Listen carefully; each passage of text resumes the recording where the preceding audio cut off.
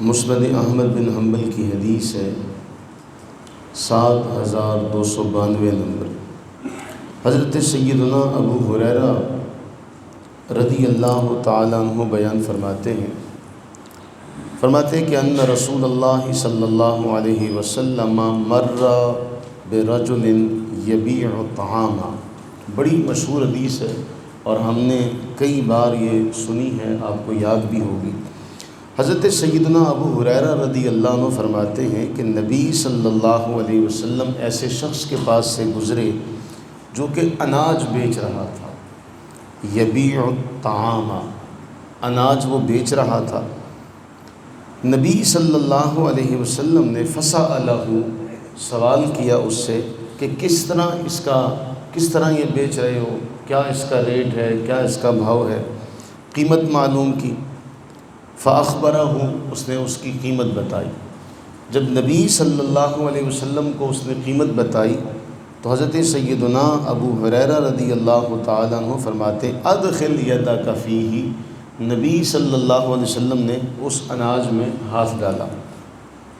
جب اس میں اناج میں نبی علیہ الصلوۃ والتسلیم اپنا ہاتھ ڈالتے ہیں فَإِذَا هُوَ مَبْلُولٌ، تو حضرت ابو ہریرہ رضی اللہ عنہ فرماتے ہیں کہ وہ جب اناج کے ڈھیر میں ہاتھ ڈالا تو وہ گیلا معلوم ہوا، یعنی وہ اوپر سے سوکھا تھا، اندر سے گیلا معلوم ہوا۔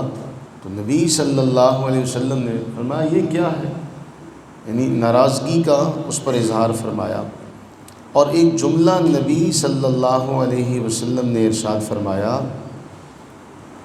من غش فلیس منی،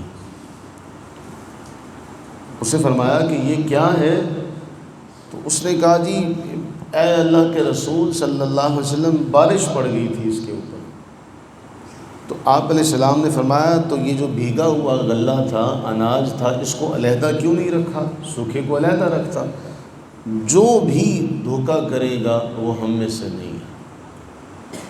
یہ جو آخری جملہ ہے یہ بعض روایات میں ہے من غش فلیس منی، کہ جس نے دھوکہ کیا وہ مجھ سے نہیں ہے، یا فرمایا جس نے دھوکہ کیا وہ ہم میں سے نہیں ہے۔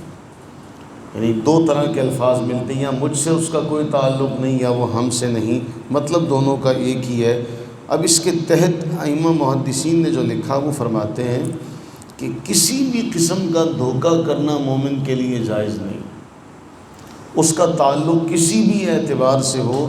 نبی صلی اللہ علیہ وسلم کے اس جملے کے بعد کہ جس نے دھوکہ کیا وہ ہم میں سے نہیں ہے، فرماتے کسی بھی امتی کو کسی بھی حوالے سے یہ بات زیب نہیں دیتی کہ وہ کسی کو دھوکے میں مبتلا کرے، کسی کو دھوکے اور فریب میں ڈالے، پھر یعنی جھوٹ کو سچ ثابت کرے چرب زبانی کے ذریعے سے، یہ بھی ناجائز۔ باطل کو حق کا رنگ دے کر پیش کرے، کہتے ہیں یہ بھی ناجائز۔ سودے کا عیب ظاہر نہ کرے، فرماتے ہیں یہ بھی ناجائز ہے۔ اچھے مال کے اندر ناکارہ نکما مال ملا کے بیچ دے، فرمایا یہ بھی ناجائز ہے۔ اور پھر اس کے بعد اعلیٰ قیمت وصول کرنا اور اس کے بدلے میں کھرا مال نہ دینا، یہ بھی ناجائز ہے۔ اور اس کے اندر ایک اور بات ہمارے ائمہ محدثین نے لکھا آج کے دور میں کہ جس نے دھوکہ کیا وہ ہم میں سے نہیں۔ وہ فرماتے ہیں موجودہ دور میں اساتذہ جب اپنے شاگردوں کو پڑھاتے ہیں تو جب امتحان کا موقع آتا ہے اس میں اگر وہ کسی کی رعایت کرتے تو یہ بھی دھوکے میں داخل ہے، یہ بھی دھوکے میں داخل ہے کہ کسی کو پاس کر دینا، کسی کو فیل کر دینا، ان کے نمبر ان کے مارکس کو کم زیادہ کرنا، فرماتے ہیں اس سے مستحق افراد کی حق تلفی ہوتی ہے۔ اب ہم سمجھتے ہیں کہ شاید نہیں، ہم تو کوئی گناہ نہیں کر رہے، ہم تو کوئی غلطی نہیں کر رہے، لیکن یہ اتنا بڑا جملہ ہے کہ جس نے بھی دھوکے کا کام کیا نبی صلی اللہ علیہ وسلم نے ایک جملے سے اس فرد کو اپنے سے جدا کر دیا، اس کا ہم سے کوئی تعلق نہیں، یہ ہماری جماعت میں شامل نہیں، یہ ہم سے علیحدہ ہے۔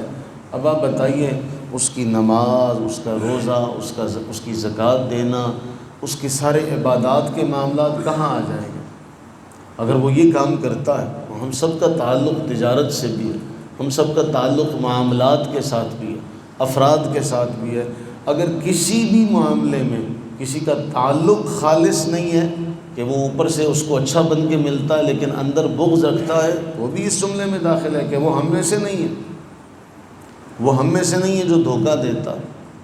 اب ہماری دوستیاں، ہمارے تعلقات، ہمارا کسی کے ساتھ ملنا جلنا، ہمارا کسی کے ساتھ سودا کرنا، اب دیکھیں پوری زندگی اس ایک جملے کے اندر اللہ کے نبی علیہ الصلوۃ والتسلیم نے اس کا احاطہ کر لیا کہ جو دھوکہ دے وہ ہم میں سے نہیں۔ اللہ سے ہم یہ دعا کریں کہ باری تعالی ہم سب کا ظاہر و باطن ایک جیسا فرما دے۔ یہ نہ ہو کہ ہم بظاہر کچھ ہوں اور حقیقت میں کچھ ہوں، تو پھر تو ہم اس جملے میں آ گئے، تو پھر ہماری عبادات، ہمارے صدقات و خیرات، اس کا ہمیں کوئی فائدہ نہیں ہوگا۔ اللہ سے دعا فرمائیں کہ اللہ تعالی، ہم سمجھتے ہیں کہ شاید کوئی بڑی گستاخی ہوگی، کوئی گناہ ہوگا تو وہ بڑا ہوگا، وہ بڑی گستاخی سے بچیں گے، لیکن یہ راہ محبت میں، راہ وفا میں ہر چیز جو ہے اس کو دیکھ بھال کے قدم کو پھونک پھونک کر رکھنا، اسی کو احتیاط کہا جاتا ہے۔ اللہ تعالیٰ اپنی رحمت کا صدقہ، اس خیر والے وقت کا صدقہ، ہم سب کو اس حرام کام سے محفوظ رکھے، ہم سب کو دھوکے سے محفوظ و معمون فرمائے۔ آمین ثم آمین۔